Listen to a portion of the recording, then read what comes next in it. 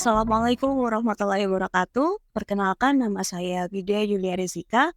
Saya merupakan salah satu dosen pada program studi sarjana terapan perkeretaapian jurusan Teknik Politeknik Negeri Madiun. Video ini dibuat dalam rangka memenuhi salah satu penilaian sertifikasi dosen pada poin unjuk kerja pengajaran. Pada video ini akan saya praktekkan bagaimana proses belajar mengajar pada salah satu mata kuliah yang saya ampu, yaitu infrastruktur perkeretaapian. Namun sebelumnya akan saya sampaikan bagaimana profil lulusan program studi kami, kemudian capaian pembelajaran lulusan, capaian pembelajaran mata kuliah hingga ke sub CPMK pada mata kuliah berikut. Salah satu mata kuliah yang saya ampu adalah infrastruktur perkeretaapian yang merupakan mata kuliah wajib untuk mahasiswa semester 1 di program studi sarjana terapan perkeretaapian Politeknik Negeri Madiun. Mata kuliah ini merupakan mata kuliah wajib 2 SKS.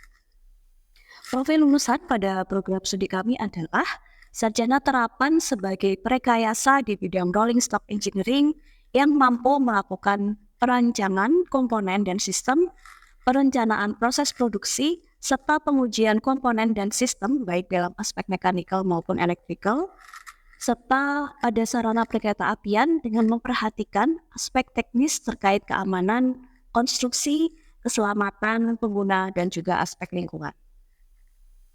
Dari profil lulusan tersebut, dibebankan capaian pembelajaran lulusan pada mata kuliah ini yaitu yang pertama, mahasiswa mampu mengidentifikasi, memformulasi, melakukan penelusuran referensi atau standar, menganalisis dan menyelesaikan masalah rekayasa perkeretaapian dengan menggunakan perangkat analisa yang tepat dengan memperhatikan faktor-faktor ekonomi, kesehatan, dan keselamatan publik. Kedua, mengambil keputusan secara tepat berdasarkan prosedur baku, spesifikasi desain, serta persyaratan keselamatan dan keamanan kerja dalam melakukan supervisi dan evaluasi terhadap pekerjaan yang menjadi tanggung jawabnya. Adapun capaian pembelajaran mata kuliah atau CPMK yang dibebankan pada mata kuliah infrastruktur perkeretaapian adalah mahasiswa mampu menjelaskan struktur jalan rel serta infrastruktur kereta api lainnya dan prosedur perawatannya sebagai prasarana perkeretaapian. Sub CPMK atau pokok bahasan dalam mata kuliah infrastruktur perkeretaapian ini yang pertama adalah mahasiswa mampu menjelaskan sejarah perkembangan transportasi kereta api dan karakteristiknya. Yang kedua, mampu menjelaskan komponen rel dan sambungan rel. Yang ketiga, mampu menjelaskan jenis-jenis bantalan rel. Yang keempat, mampu menjelaskan penambat rel beserta komponennya. Yang kelima, mahasiswa mampu menjelaskan struktur balas dan menguraikan permasalahan terkait balas, serta bagaimana perawatannya. Kemudian yang keenam, mampu menjelaskan struktur tanah dasar pada jalan rel dan menguraikan permasalahan terkait tanah dasar. Yang ketujuh, mahasiswa mampu menjelaskan jenis drainase pada jalan rel. Yang kedelapan, mampu menjelaskan faktor-faktor perhitungan dalam geometri jalan rel baik alinyemen vertikal maupun horizontal. Yang kesembilan, mampu menjelaskan komponen wesel serta persilangan pada rel. Yang ke-10, menjelaskan stasiun, emplacement, jembatan untuk jalur kereta api, dan terowongan untuk jalur kereta api, serta yang terakhir, mahasiswa mampu menjelaskan perawatan jalan rel dan infrastruktur perkeretaapian lainnya, serta menguraikan permasalahan terkait jalan rel. Model pembelajaran yang saya gunakan dalam perkuliahan ini adalah blended learning, di mana saya mengkombinasikan tatap muka di kelas maupun di laboratorium perkeretaapian serta menggunakan Learning Management System atau LMS yang disediakan oleh Politeknik Negeri Madiun.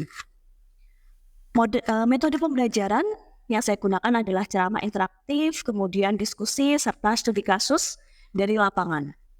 Evaluasi hasil belajar mengacu pada pedoman akademik Politeknik Negeri Madiun mencakup beberapa komponen. Yang pertama yaitu aktivitas partisipatif dari mahasiswa sebesar 20%, kemudian kuis dan tugas mandiri 30%, kemudian ujian tengah semester 25%, serta ujian akhir semester sebesar 25%. Baik, berikutnya kita akan langsung ke dalam proses pembelajaran mata kuliah infrastruktur perkeretaapian, tepatnya pada pertemuan ke-13 tentang perawatan jalan rel. Assalamualaikum warahmatullahi wabarakatuh. Selamat siang adik-adik. Sebelum perkuliahan hari ini, kita berdoa dulu sesuai dengan kepercayaan masing-masing agar ilmu yang kita dapatkan hari ini bisa bermanfaat untuk semuanya. Silakan Ronan pimpin doa teman-temannya. Sebelum memulai pelajaran hari ini, mari kita berdoa menurut keyakinan agama masing-masing. Berdoa mulai.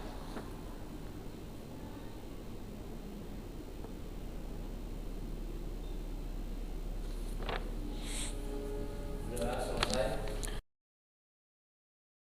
Oke, saya cek dulu presensinya ya. Elang hadir? Fahrul? Mahendra?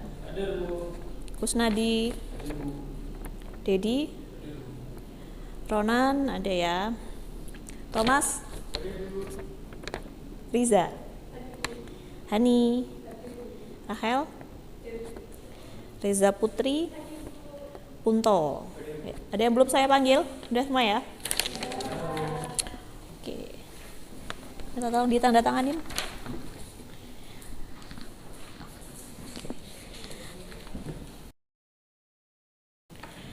Adik-adik, siang hari ini kita akan memasuki pertemuan kedua. Setelah minggu lalu kita sudah belajar tentang transportasi. Kita lihat perkembangan sejarah transportasi, terutama perkereta apian itu seperti apa. Nah, di hari ini kita akan belajar tentang komponen rel dan perawatannya nanti seperti apa. Nanti saya akan menjelaskan materi awal, materi dasarnya tentang komponen rel dan juga tentang perawatannya. Setelah itu nanti adik-adik akan berdiskusi secara kelompok. Saya berikan contoh kasus terkait dengan rel, seperti itu ya. Nah, saya ingatkan capaian pembelajaran mata kuliah kita hari ini adalah untuk di akhir nanti saya harapkan adik-adik mampu menjelaskan struktur dan prosedur perawatan jalan rel serta infrastruktur kereta api lainnya. Tapi kalau khusus pada pertemuan kali ini, subcapaian mata pembelajarannya adalah di akhir kuliah nanti adik-adik diharapkan mampu menjabarkan jenis dan perawatan rel, gitu ya. Oke, ada yang mau berpendapat dulu nggak? Kalau fungsi rel itu seperti apa ya, Dek ya? Fungsi buat apa ada jalan rel?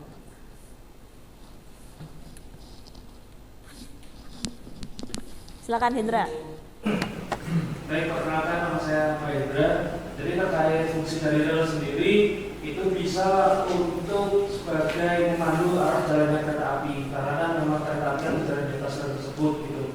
Kemudian bisa juga sebagai untuk memikul tekanan akibat beban kereta api dan gaya-gaya yang diterima oleh rel. Oke, Mungkin seperti itu sih Bu, kalau pandangan dari saya.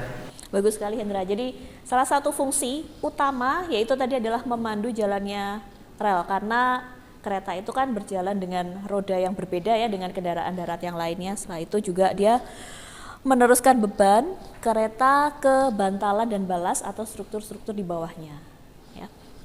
Kemudian dia juga menyediakan permukaan yang mendatar dan menerus untuk gerakan kereta api dan juga tadi memikul tekanan dari kereta, loko maupun tipe-tipe dari kereta yang lainnya ya.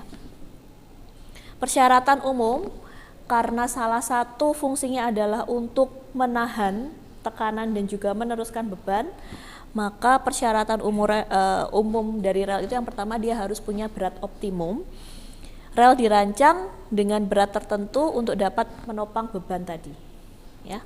Kemudian dia juga harus kaku, didesain untuk mampu menahan pergeseran lateral, vertikal maupun gaya horizontal. Kemudian kekuatan rel kita juga harus perhatikan, ditentukan dari modulus potongan rel, modulus section, dan juga durabilitas. Kalau durabilitas ini kaitannya adalah bagaimana dia tahan dengan cuaca misalnya ya, dengan perubahan muai dan lain sebagainya.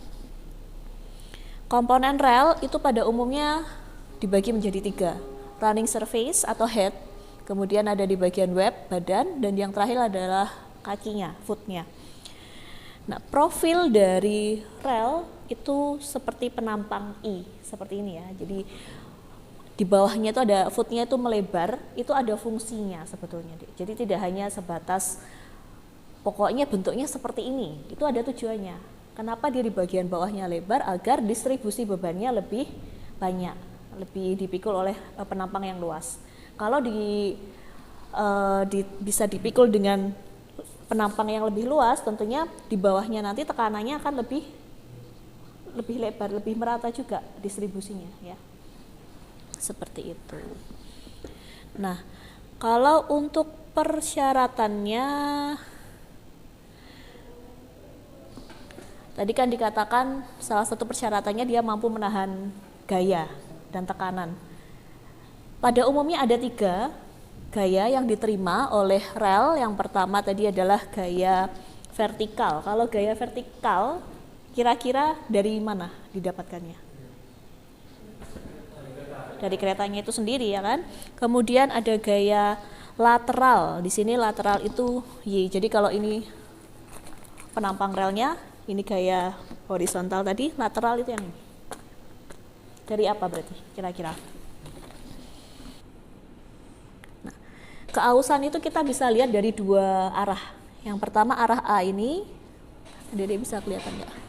Arah A itu yang sejajar dengan sumbu tegak. Kemudian juga arah E itu 45 derajat dari sumbu tegak. Jadi ada 2 titik yang perlu kita lihat dalam keausan. Nah, penentuannya kapan dia diganti atau tidak, itu kalau misalnya pada, katakanlah kita menggunakan R54 tadi ya, tipe R54, terus kita hitung A, panjang mula-mula, tadi kan sudah ada dari peraturan tadi ada ya yang tentang berapa panjangnya, berapa lebarnya ukuran profil tadi, panjang mula-mulanya berapa, kemudian kalau terjadi penurunan A itu sebesar 12 mm pada R54, berarti harus segera diganti, berarti sudah sangat aus. Demikian juga untuk yang kondisi yang E, 45 derajat dari sumbu tegak, itu kalau sudah sekitar 15 mm juga harus segera diganti ya. Nah, kemudian ini syarat mutlak untuk keduanya. Jadi kalau misalnya E-nya belum aus tapi A-nya sudah, itu tetap harus diganti sudah. Kita tidak bisa lihat salah satunya saja. Adik-adik ada yang tahu nggak kira-kira PT KAI sebagai operator itu menghitung ini seperti apa ya?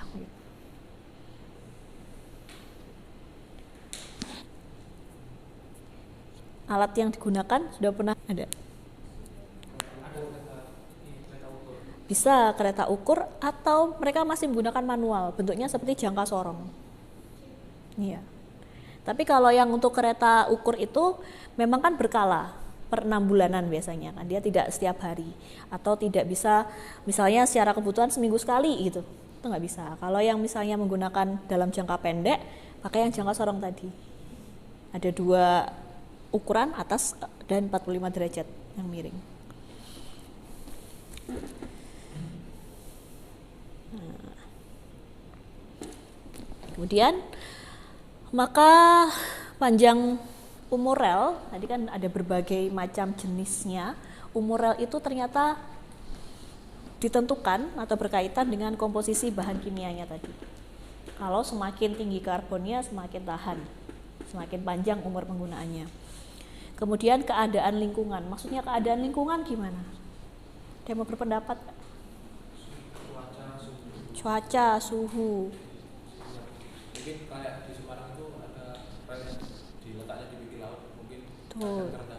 Betul. Di Semarang itu kan ada banjir-banjir rob seperti itu ya, berarti dia harus tahan korosi lebih lama, lebih panjang daripada rel-rel yang digunakan di daerah yang memang tidak perlu menghadapi banjir misalnya, seperti itu. Kemudian beban yang bekerja, daya angkut lintasnya. Di Jawa dan di Sumatera misalnya mungkin akan beda. Di jalur utara dan jalur selatan seperti itu. Karena beban lintasannya berbeda. Kemudian dalam proses perencanaan umur rel dapat dilakukan dengan pendekatan analisis melalui 3 aspek. Kerusakan pada ujung rel, keausan baik di bagian lurus maupun tadi di tikungan, kemudian lelah. Lelah itu fatigue-nya dia. Ketika rel itu dilewati beberapa kali kereta, dia kan pasti akan menurun. Nah, kelelahan pada saat titik dia mengalami patah misalnya, atau kapan dia akan buckling tadi, itu juga perlu kita masukkan dalam proses perencanaan. Berapa ya jangka panjangnya, berapa kali dia harus dilewati beban sekian, itu adalah maksudnya lelah di situ.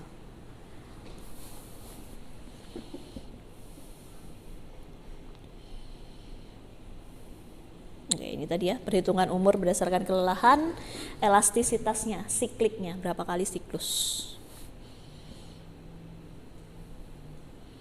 Oke, sebelum kita masuk ke perawatan prasarana, adakah yang mau bertanya? Prasarana rel kereta api ya. Dasar hukumnya itu ada di nomor 3, Peraturan Menteri Perhubungan nomor 32 tahun 2011 tentang standar dan tata cara perawatan. Pada umumnya ada 3 jenis perawatan.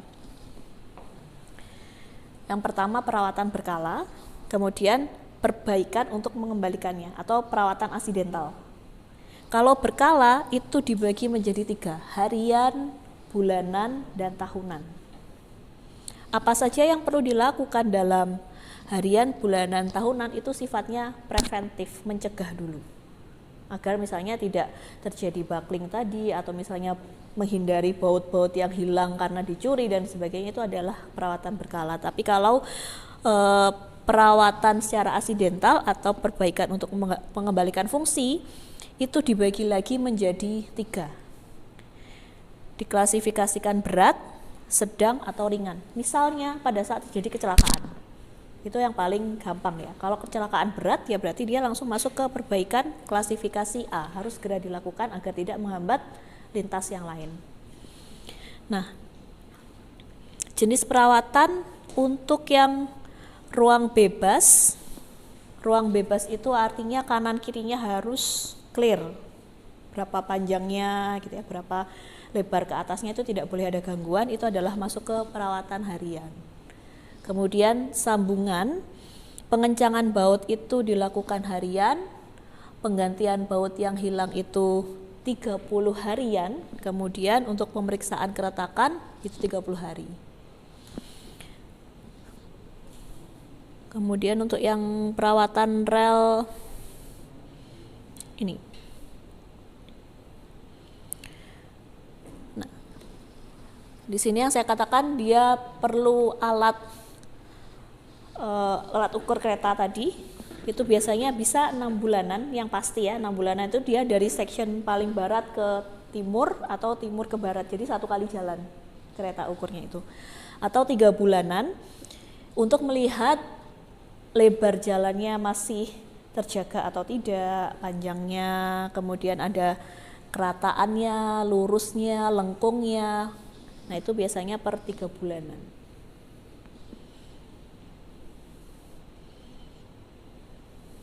Nah ini listringan, ada yang pernah dengar istilah listring? Alatnya menggunakan alat ukur lebar kereta api tadi, alat ukur kereta, frekuensinya per 6 bulanan.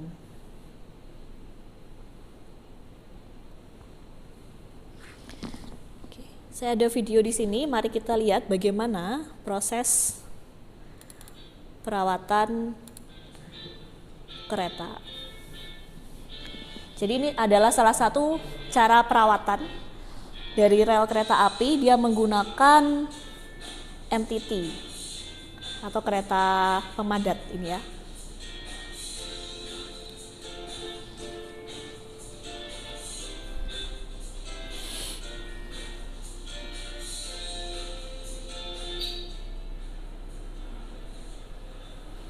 Oke, saya masukkan ke tengah. Jadi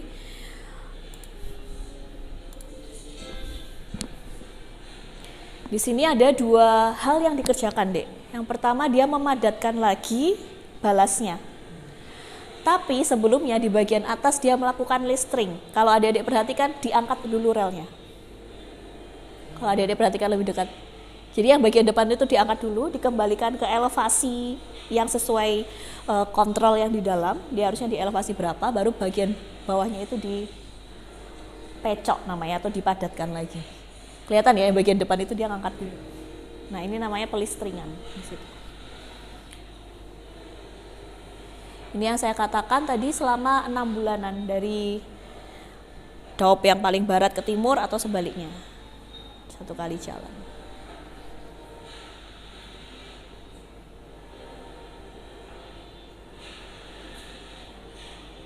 Ya. Kelihatan ya kalau dekat ini kan, dia ternyata dikembalikan dulu fungsinya.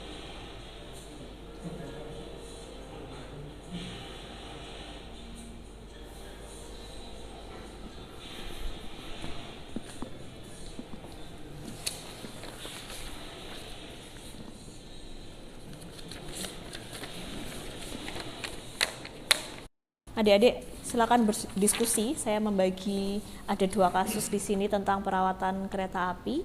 Adik-adik analisis apa yang terjadi, kasusnya ini kenapa, kira-kira penyebabnya apa. Kemudian secara teori adik-adik berikan rekomendasi. Ya, gitu ya. 15 menit waktunya dari sekarang. Kita untuk kelompok 1 dan kelompok 2. Ayo. Terima kasih.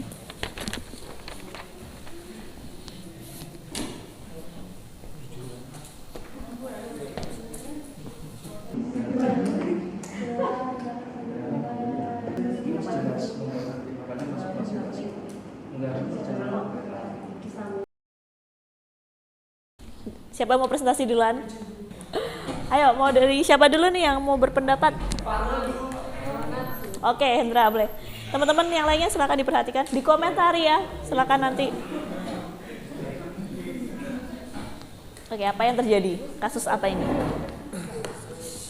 Baik, terima kasih atas waktu yang telah diberikan. Terima kasih juga untuk teman-teman dari kelompok 2. Jadi di sini dari kami kelompok 2 sudah melakukan diskusi mengenai kasus yang telah diberikan di sini, yaitu terjadinya kecelakaan antara kereta api Argo Wilis dan kereta api Argo Semeru. Dan di sini berdasarkan apa yang telah kami diskusikan berdasarkan kasus ini, yaitu Komite Nasional Keselamatan Transportasi atau KNKT itu merekomendasikan kepada PT Kereta Api Indonesia atau KAI untuk mengevaluasi prosedur pemeriksaan dan perawatan jalur rel kereta api. Hal ini menyusul serangkaian kecelakaan kereta api yang terjadi pada awal tahun 2024 yang salah satunya disebabkan oleh rel yang melengkung akibat pemuaian dan celah antar sambungan rel yang tidak efektif. Kemudian dari kasus ini KNKT juga meminta kepada PT KAI untuk mengevaluasi prosedur perawatan rel merupakan langkah yang tepat dan perlu diapresiasi. Kecelakaan kereta api yang terjadi beberapa waktu lalu menunjukkan adanya kelemahan dalam sistem perawatan rel KAI. Oleh karena itu, evaluasi menyeluruh terhadap prosedur dan standar perawatan rel sangat diperlukan untuk meningkatkan keselamatan perjalanan kereta api. Perbaikan untuk mengembalikan fungsi, kemudian klasifikasi perawatan ini adalah klasifikasi A, yang mana klasifikasi A itu didapatkan karena dapat mengganggu perjalanan kereta api. Kemudian dari kasus ini, dari diskusi yang telah kita lakukan di kelompok 2, terdapat beberapa saran-saran masukan mengenai kasus ini. Yang pertama diantaranya yaitu melakukan evaluasi menyeluruh terhadap prosedur dan standar perawatan rel. Jadi evaluasi ini harus melibatkan para ahli dan pihak-pihak terkait lainnya seperti KNKT, akademisi, dan organisasi masyarakat sipil yang berada pada bidang perkereta-apian. Kemudian terakhir dari kelompok kami mengenai kesimpulan yang telah kami simpulkan dari kasus ini, yaitu adalah kasus ini merupakan momentum penting untuk meningkatkan keselamatan perjalanan kereta api di Indonesia. Diperlukan komitmen yang kuat dari semua pihak terkait untuk memastikan keselamatan perjalanan kereta api. Dengan langkah-langkah yang tepat, diharapkan kecelakaan kereta api dapat dicegah dan keselamatan penumpang kereta api dapat terjamin. Mungkin seperti itu apa yang telah kami diskusikan dari kelompok kami mengenai kasus 2 yang berjudul KNKT minta PT KAI evaluasi prosedur perawatan rel. Oke, kita beri apresiasi dulu buat kelompok 2. Good job. Ini tipe yang pertama yang dipakai di Indonesia, apa namanya? Udah masih inget ya? Kapal kuda. Apa Riz? Kamu kayak tipe apa Riz? Tipe apa Riz? Ya Allah, sengaja di dosen ya, percuma gak didengerin soalnya. Ini BC5 Bu. Bukan. Tipe apa nih? Oh, ini tuh. Ini. Yang ini tipe pandrol. Androl. Yang tipe pertama. Terus kalau bantalannya, budget nggak ngerti, bantalannya adalah bantalan. Oke. Nah, kalau yang ini, tipe yang kedua yang seperti ini yang dipakai di Indonesia, ini ke Aklip, kerjasamanya PT Inka dan PT Pindad. Jadi sebenarnya tipenya sama ya, dia sama-sama mengunci di sisi seperti ini. Cuma bedanya kalau bedanya ada di kuat cengkramnya. Yang ini ada yang masih ingat?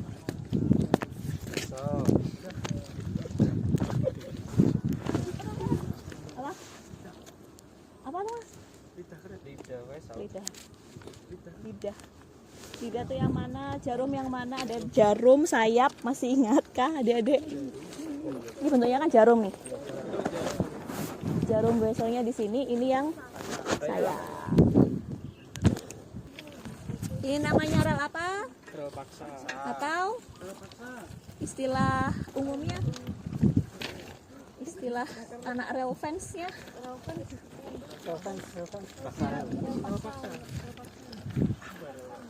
Istilah lainnya? Gongsol. Gongsol. Anak-anak rel fansnya biasanya manggilnya gongsol.